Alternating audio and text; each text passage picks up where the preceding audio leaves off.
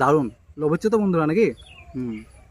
লোভ ওপার থেকেই করুন, এবারে আর পাচ্ছেন না।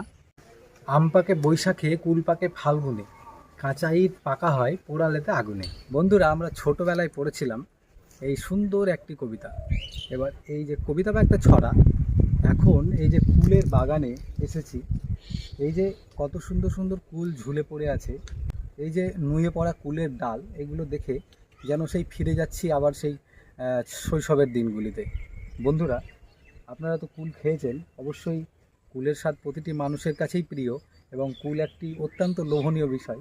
তো আজকে এই যে ঝুলে থাকা কুলের ইয়েগুলো দেখে, কুলের ডালগুলো দেখে এবং এই যে পুরো কুলের বাগানটা দেখে যেন সেই শৈশবের কথাগুলোই মনে পড়ছে। এই যে বন্ধুরা, সবুজ পাতার আড়ালে লাল এবং আরও অনেক স্থানে দেখতে পাচ্ছি টকটকে কি সুন্দর ফুলগুলো ধরে আছে।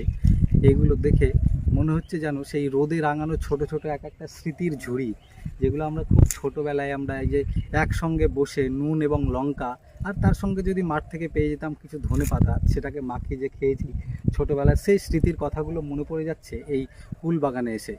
সেই একসাথে বসে নুন এবং লঙ্কায় ভাগ করে নেওয়ায় যে অমল আনন্দ, সেই যে স্মৃতির পাতা, সেই ছোটোবেলার নস্টালজিক যে ঘটনা, সেইগুলো এখন মনে পড়ে যাচ্ছে।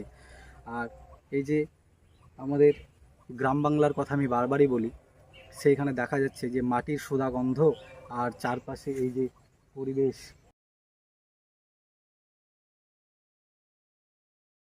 আচ্ছা, এই কুলের বাগানে এসে আমরা এই যে কাকিমার সঙ্গে দেখা হলো, উনি কত যত্ন সহকারে পরম আদর নিয়ে এই কুলের বাগানটাকে করেছেন, তা আমরা তো দেখছি অনেকক্ষণ থেকে। তো বন্ধুরা, এই যে কাকিমার সঙ্গে কয়েকটা কথা বলি। তো কাকিমা, আপনার এই বাগানে এসে কিন্তু আমাদের মন ভরে গেল, এত সুন্দর ফুলের গাছ করেছেন। এগুলো কি জাতীয় কুল?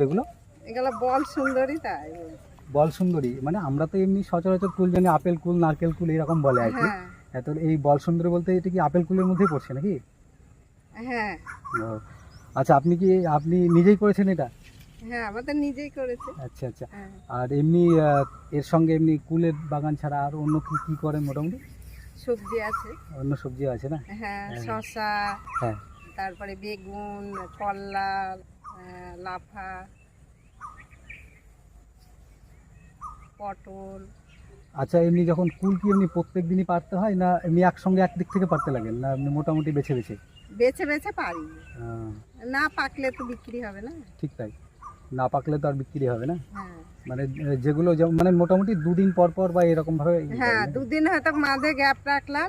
এই যে তুলে তোমার দুদিন মাঝে গ্যাপ রেখে আবার এই কালকে তুলেছি, আজকে তুলেছি।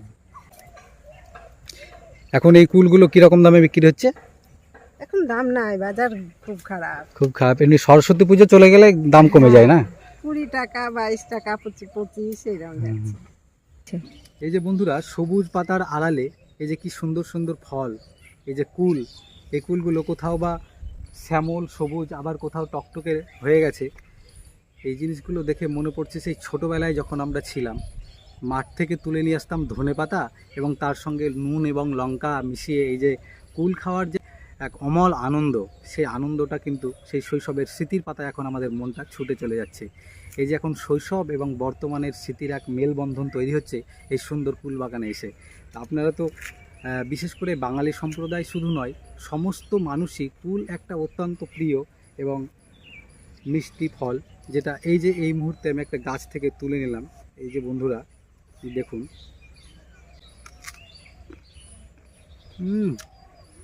দারুণ লোভ হচ্ছে তো বন্ধুরা নাকি? লোভ ওপার থেকেই করুন, এবারে আর পাচ্ছেন না। তো এইরকম যদি বাগান কাছাকাছি পান, তো অবশ্যই গিয়ে দেখবেন সরাসরি গাছ থেকে ভেঙে খাওয়া যে কুলের আনন্দ। বাজারজাত দ্রব্য তো আমরা অনেকেই কিনে খাই, সরাসরি যখন এরকম গাছ থেকে পেরে খাবেন সেই মজা আরোই আলাদা। তবে এখন বড় হয়েছে তো সেই ছোটোবেলায় ফিরে যেতে পারছি না, তাই আরও অনেক সাঙ্গপাঙ্গকে নিয়ে আমরা বসে কিন্তু নুন লঙ্কা দিয়ে এই যে জমির আলগুলো দেখা যাচ্ছে, এই আলে বসে কিন্তু খেতাম। তো যাই হোক বন্ধুরা, কেমন লাগলো ভিডিওটি অবশ্যই জানাবেন।